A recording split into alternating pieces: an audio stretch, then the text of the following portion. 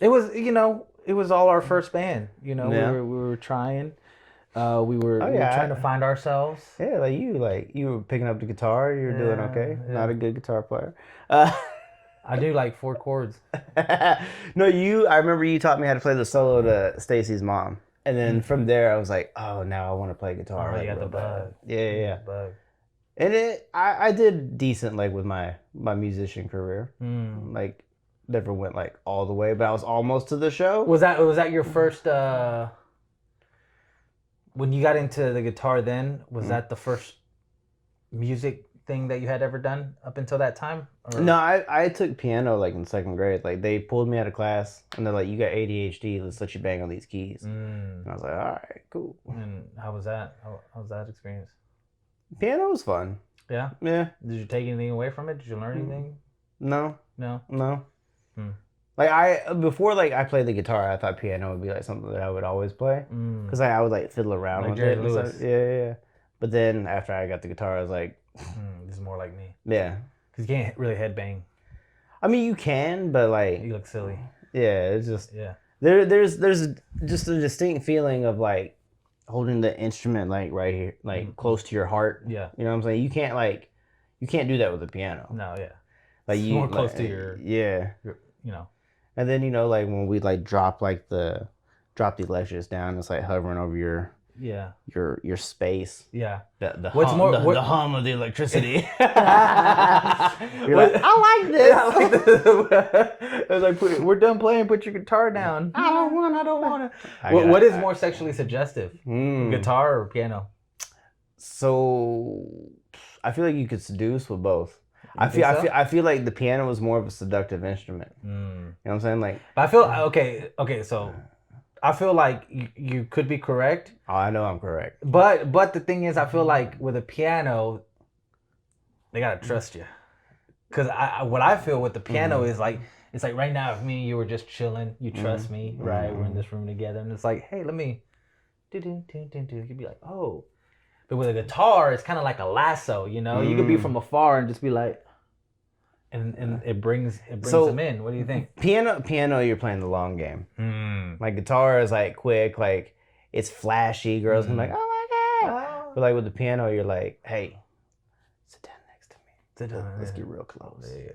So I want you to hit like this key. It's all of me, love's all Yeah, of me. basically. Yeah, you hit him with that, Yeah, with yeah. John Legend. Yeah, basically. But I also see like if I were to have like a piano and I had no place to do this, I feel like piano is also like a really good instrument to like bear your emotion.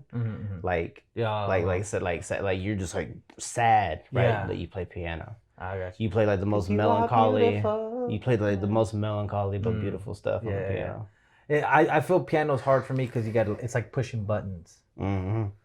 You really have to be. I feel like you have to be more on. Like your tempo has to be better on piano because you're like pushing now this and this that and one and two and you know like can't really get into it.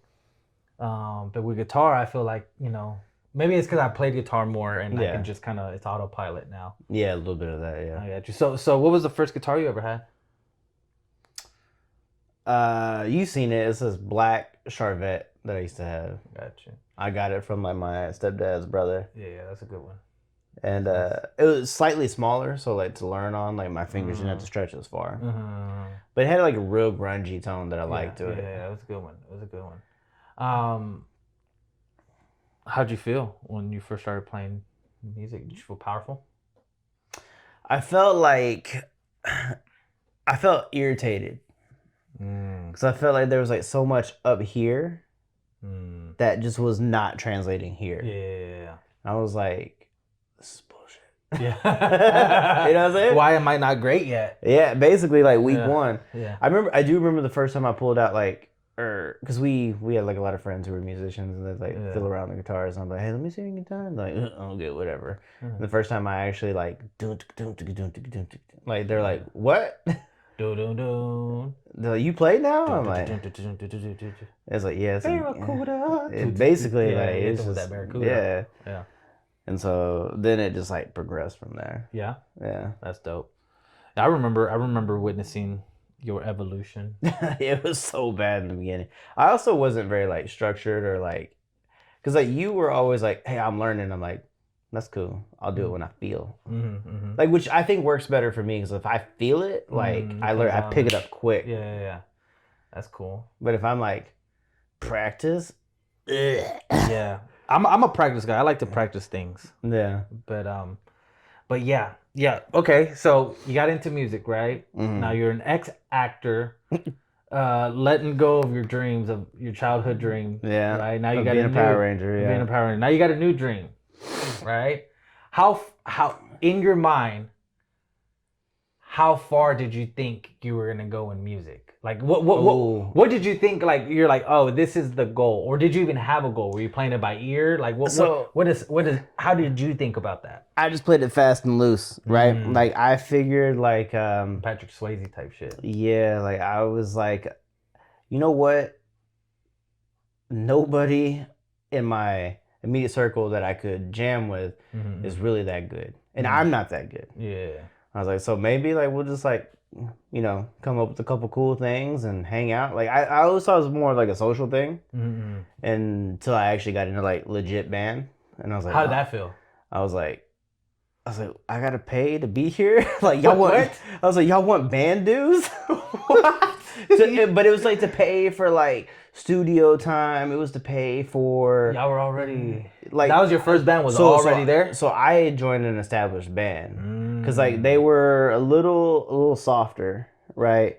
And they were like soft as people, like no, like softer rock, rock. You know what I'm saying? Like they were kind of like. They were trying to tiptoe into like heavier waters, and luckily I knew two of the guys that were in the band because I used to jam with them like a lot. Yeah. And then they were like, "Hey, if we want to become like heavier music, and we need to get this guy." So then I met the other two guys at the band, and we hit it off. And then from there, it was just like I've never been like great at like structuring an entire song, but two things that I really am good at are creating like real catchy licks, hooks, and breakdowns. And for that, like that's what they wanted. Yeah. So you're like a specialist. Yeah, basically. So I was like, hey, like I came up with this like real dope part, and they're like, what the fuck? I'm like, yeah, and it's gonna go here and just here. Put it somewhere. Yeah, it's like, and then break down, and then you just tell me where to shine. Yeah. It's like basically the other guitar player, I'm like, hey, I got these parts. You fill in the gaps because we're doing this together, right? Yeah. So I was like, oh, okay. And it worked. Yeah. So you joined a more established band. Yeah. Because you had what they were looking for. Yeah, I had the stuff. You had the stuff. You had the special sauce. I had the sauce. Yeah. Okay. So that worked out for the most part. It went way further than I thought it would. I got you. So your first band, in a short period of time too. I got you. So, but they had a fan base as you came in. A little bit, yeah. A little bit, but then you took them to another level. Maybe they were already heading to that level, but you took them to like a genre that they were trying to go into. Would you say? Yes. Maybe saying taking them to another level was not a good thing, but you changed the status quo that was in. Yeah, we definitely like. If they had continued to do what they were doing, they probably would have gotten bigger because it was like more mainstream. Yeah. I got you. But because they wanted to be more true to like the art, like as what they wanted to do, we just kind of like sidestepped. Yeah. And we were on the same progression. Yeah. But because of like the style of music that we were, it was if they had remained the same and we had played what they originally came up with, I could have elevated that a little bit. Because it was already really good. Yeah. Like even though it wasn't my style, it was really good. Yeah. But again, it was a little bit more mainstream, so they probably would have like had better opportunities. Yeah, better opportunity, grown faster. But because of what I brought to the table, what they were looking for, it was like a sidestep. And I would almost say like a step back to like rebuild. But then like the progression of like what we were doing like was like coming like real fast, and I don't think I was ready for that. So I was like, what do you mean? What do you mean by that? You weren't like what were you going like? What emotionally I guess did you go through? Like it was like kind of like one of those things like was it like so when you join a band, right, or you create a band, you're like, all right, like so like what is like our goal? play a show. Mm-hmm. Okay. Then you play a show and it's shitty more often than not. Yeah. And then you're like, okay, now what's the new goal? Play a good show. Yeah. Okay, now what's the new goal? Play a great show. Yeah. Right? So it's just like there's like levels, like this progression. And then it's kind of like, okay, after you have so many like small victories under your belt, like what's the next step? Yeah. Like I said, day one, they're like, hey, like, where's your $10 this Friday? And I'm like, $10, right?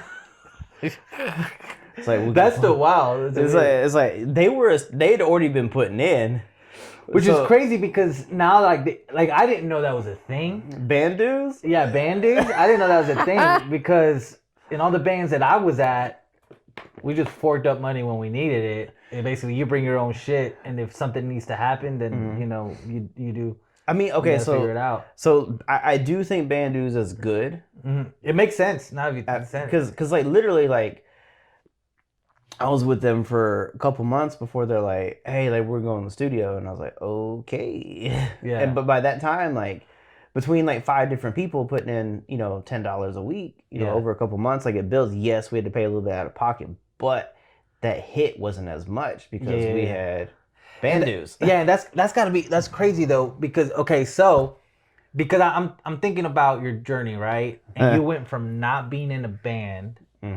to joining a band and then going into the studio, right? Oh, yeah. Like so which is different from my evolution because like, you know, you met Helix like we mentioned before, right? Which is like we were all at a certain skill level at that time, right?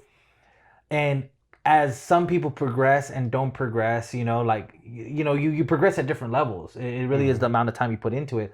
I felt that when I left that band, it was because like I was then able to play with a higher tier skill level, right? Yeah. So then I joined this skill level and then that disintegrates. But hey, like you start building relationships. It's like, hey, I liked the level you were at. I like the level you were at. Let's join. So I went from that to As December Promised. No, right? Yeah, you remember that? Yeah, and then that broke up, right? And what I'm trying to get to, because again, I'm not.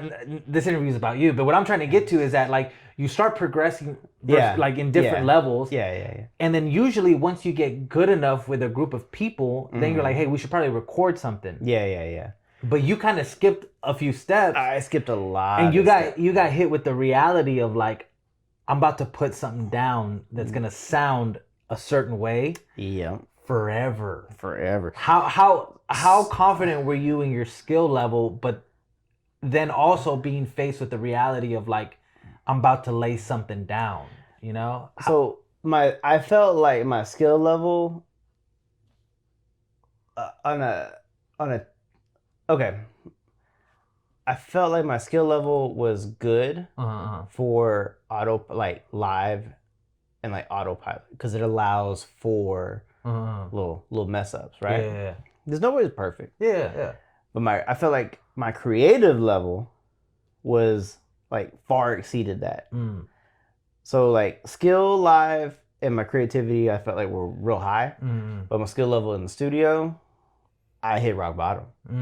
Like because I had never played. So again, I skipped a lot of steps. I had never played to a click track. I had never played to drum solo. Like because I listened to those things, but I also listen to the other guitar more than anything else because a lot of times we'd have like a lot of harmonies, so I'd be like, okay, so now I have to listen to this other guitar player more than I have to listen to you know what I'm saying? Yeah.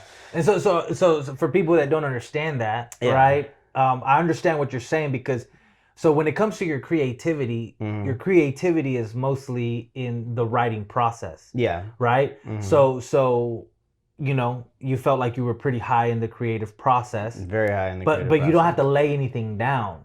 Right. So you have kind of like that thing. So it's like we're just putting things together. And then you said live because again, in live, being live, you're as a person that's watching somebody, there's so much information coming in that you might not catch the mess up of one individual person. Right. So you felt comfortable in those two aspects. But for people that have never recorded an instrument before, Very when hard. you're in the studio, you record one instrument at a time most of the time. Right. And what you mean by the drum solo track is that the drummer usually plays first because they keep the tempo, and they record usually with either a guitarist or somebody, right? So that they could just get a reference for the song. But the musical layer, when you play it back to for the other musicians to then play, because the guitarist is just there to help the drummer know where he's at. Yeah. And the drummer's playing with a click track. So then essentially you, as one of the guitars, comes in.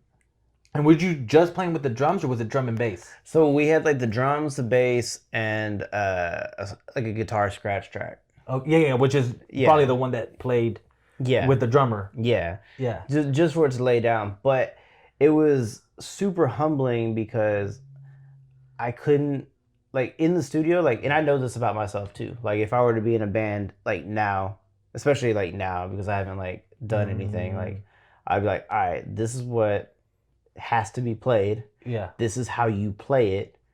But I couldn't do it because like I'm just not like a studio musician. Yeah. Like, and that was like a hard truth because like I thought I could do it all, especially like with that progression. I was like, oh shit, like I could do everything, right? Yeah. But like it was like I was like, oh okay, here I am in the studio, embarrassed because we're recording a song that I wrote a majority of, and I can't play it to the track. I can't, for some reason, just like it was not computing. Yeah. So like in the studio, I'm not the best musician. Yeah. And that was hard. Yeah. And it was also hard to see somebody else, like see the other guitar player, like play my stuff, which is kind of cool when you think about it. Like, but at the same time, it's like I should mine. Be able to play it. That's mine. Yeah. So you didn't come up with that. Yeah. So, and I get what you're saying because we all had to record in the studio for the first time at one point. And you're playing with a click track, and it's like that again. It's like one thing is having a natural tempo where you're just listening to music and you're saying it's going more by feels, but the next thing is where it's like click, click, click, click, click, click, click, click, click, click, click, click, click, click, and you got to know the not just the 1, 2, 3, 4, but the 1 and 2 and 3 and 4 and the 1 and 2 is like the triplets is like you know, like so it does get pretty complicated. Okay. So you go into the studio, right? Oh, and actually something that because what you went through, like I've also gone through because again I progressed a little bit more. So when I did start hitting click tracks, like it wasn't like too foreign, but I still went through some of the same things you went through my first times. But you know, it wasn't too foreign to where I practiced so much that I was able to get the parts down. Yeah.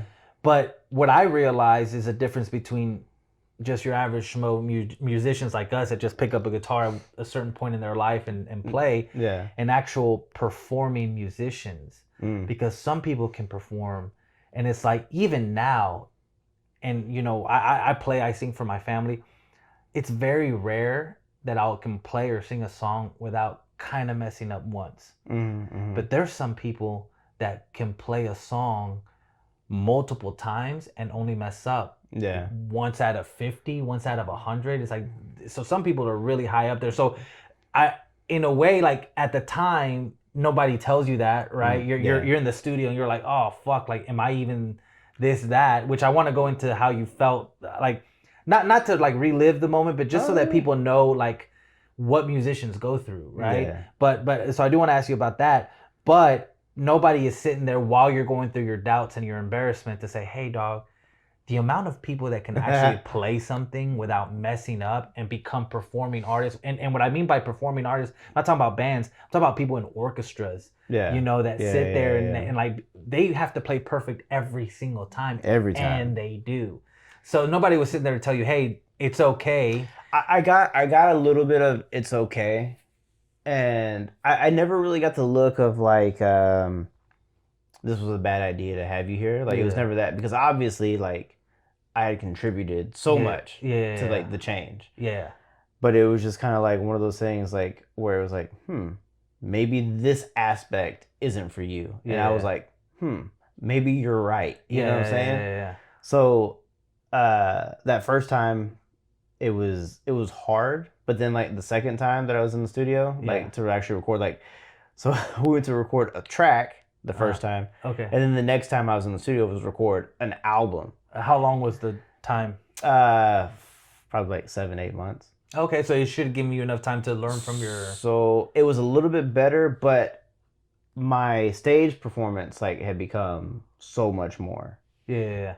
Cause I mean, like stage performance, I was like, it was everything. Like playing shows was like my bread and butter. That's where I wanted to be. I enjoyed being in front of people.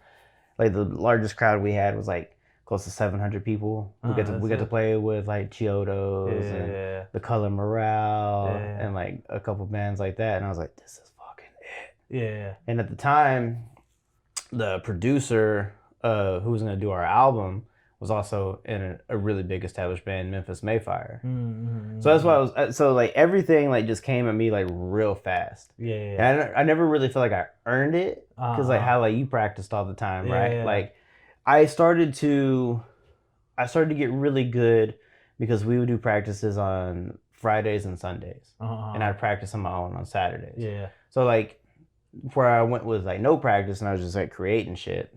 Like I went to like at least like a portion of my week was dedicated to the craft. Yeah.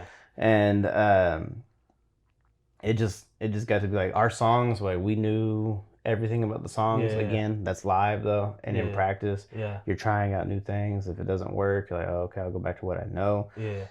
But yeah, the live performances went up heavily, and then this being in the studio, I was like, hey, let me give it a shot. Still didn't work out. Still, not enough time had passed, I guess, for me to be really comfortable. Yeah.